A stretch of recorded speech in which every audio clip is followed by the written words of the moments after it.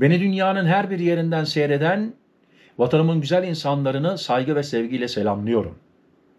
Değerli seyirciler, su uyuyor, dolandırıcılar, sahtekarlar uyumuyorlar.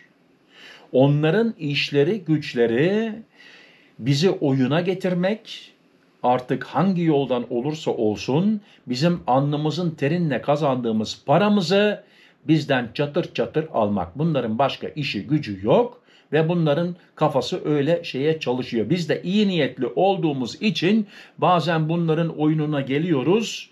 Ama bakın değerli seyirciler, artık bundan sonra dikkat edeceğiz, bunların oyununa gelmeyeceğiz. Türkiye'de evi, arsası, dükkanı olan,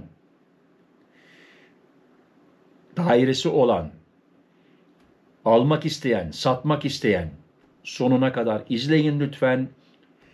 Yayınımı beğenirseniz bir like verin. Abone olmadıysanız, sizler de bana destek olursanız sevinirim, gurur duyarım. Bakın, ne alırken ne satarken dolandırılmayın. Hiç fazla değerli vaktinizi almadan habere geçiyorum. Yılı hayalini kurdukları evi alabilmek için bir emekle para biriktirerek dişinden tırnağından arttıran vatandaşlar dolandırıcıların hedefinde. Ucuza bir ev alıyorum derken sakın sevinme. Satıcıya ödediğin para buharlaşıp yeni aldığın evde haczedilerek satışa konu edilebilir. Doğru duydunuz. Ön ödeme yaptıktan sonra. Dolandırıcıların satış işlemi gerçekleştikten sonra vatandaşları nasıl mağdur ettiklerini ve bu tarz dolandırıcılık eylemlerinden nasıl korunacağımızı gelin haberimizde birlikte değerlendirelim. Ucuz etin yanisi. Tam bir dolandırıcılık hikayesi. Emlak ilanlarında gördüğünüz ve gerçek değerin çok altında yazılı miktarlara yapılacak satışlarda dikkat etmezseniz büyük mağduriyetler yaşayabilirsiniz. Mesela örneğin gerçek değeri 5 milyon lira olan bir taşınmazı satıcı size 2 milyon liraya satacağını, bu satışta da harçların çok daha az çıkması için satış bedelinin emlak raiç değeri üzerinden göstermenizi söyler ise aman dikkat, dolandırılıyor olabilirsiniz. Yani burada alarm çanları çalması lazım. Size 5 milyon liralık ne olursa olsun 2 milyon liraya vereceğim derse dikkat. Nasıl mı dolandırıyorlar? Taşınmazın devri anında sizin hiç tanımadığınız birine borçlu olan satıcının gerçek değerinin çok altında satış yapmasını kanun alacaklıdan mal kaçırma olarak değerlendirmekte. Yani satıcının 5 milyon liralık, milyonlara benim dilim de dönmüyor, 5 milyon liralık taşınmazı size 2 milyona satacağım demesi aslında alacaklarına zarara uğrattığı anlamı taşıyabilir.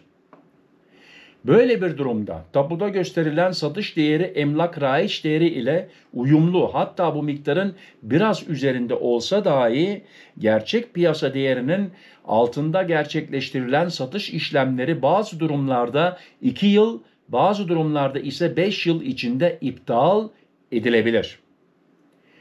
Nasıl dolandırılmam? Bir taşınmazın piyasa değeri 5 milyon ve gerçek satış miktarı da bu kadar ise o halde taşınmazı almak isteyen müstakbel müşteri tarafından satıcının hesabına gerçek satış bedeli olan yüksek tutarlı miktar ödenmeli.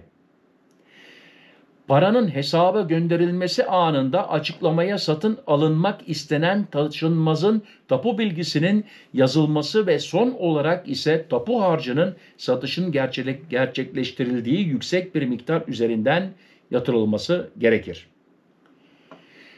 Bir başka korum yolu ise ülke genelinde tüm tapu müdürlüklerinde uygulamaya alınan güvenli satış yöntemi kullanılarak sağlıklı bir alım-satım işlemi gerçekleştirilebilir. Bu en çok benim kafama yattı değerli seyirciler. Bir başka korunma yolu ise ülke genelinde tüm tapu müdürlüklerinde, yani orada uygulamaya alınan güvenli satış yöntemi kullanılarak sağlıklı bir alım-satım işlemi gerçekleştirilebiliyor. Güvenli satış yöntemi ile satıcı tapu tarafından alıcıya gayrimenkul devir işlemi gerçekleştirildiğinde satış bedelinin hesabına geçeceğini, alıcı da gayrimenkul devir işlemi gerçekleştirilmeden satış bedelinin satıcıya aktarılmayacağını bilerek rahat ediyor. Nakit taşıma derdi ortadan kalkıyor. Yani ver gülüm, al gülüm oluyor anında. Bakın, şunları asla yapmayın. Satıcının hesabından başka bir kişinin hesabına para göndermeyin. Ne derse desin, gaza gelmeyin. Banka havale, F kısmındaki açıklama bölümünü boş bırakmayın. Oraya istediği notu yazabilir, dikkat. Ve tapu harcını asla daha az bir miktar üzerinden yatırmayın. Alacağın varlığı araştırılır.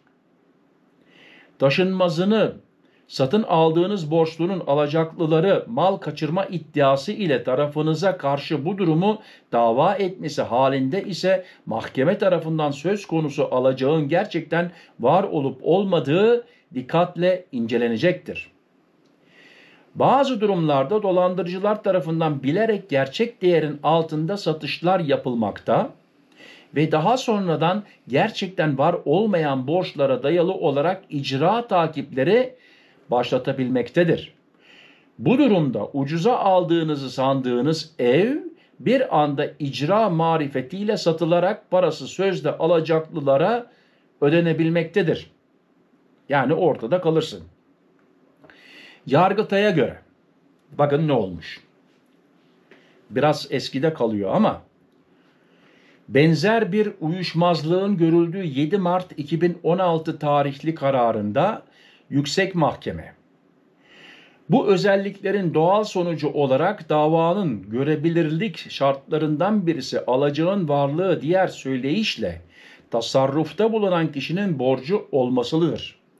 Bu özelliği nedeniyle aciz nedenine dayalı tasarrufun iptali davasında alacağın gerçekte olmadığı husus iddia ve ispat edebilir. Çünkü dava şartlarından birisi de tasarrufta bulunan kişinin borçlu olması gereğidir. Eğer tasarrufta bulunanın alacaklıya gerçek bir borcu olmadığı iddia ediliyorsa, bu durumda tasarruf sahibinin öncelikle borçlu sıfatı çözümlenmelidir.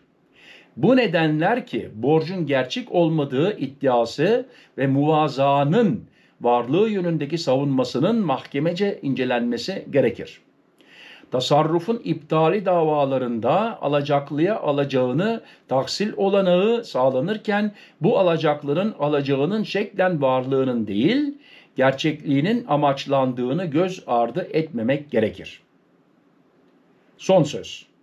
Sözün özü ne alırken ne satarken dolandırılmamak için kanunların emrettiği üzere hareket etmek en doğru davranış olacaktır.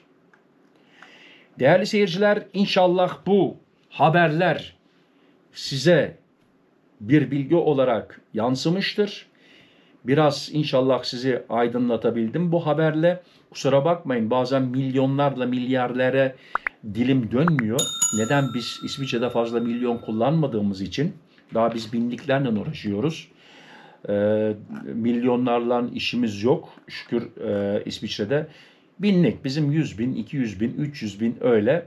Ama tabii dolandırıcılık burada da oluyor. Bilhassa İsviçre'de ev arsa değil, araba alım satımda çok dikkat etmek lazım. Mesela şöyle oluyor, İngiltere'den diyor bir BMW'm var, sana 60 bin euroluk arabayı 15 bine verme uğraşıyor.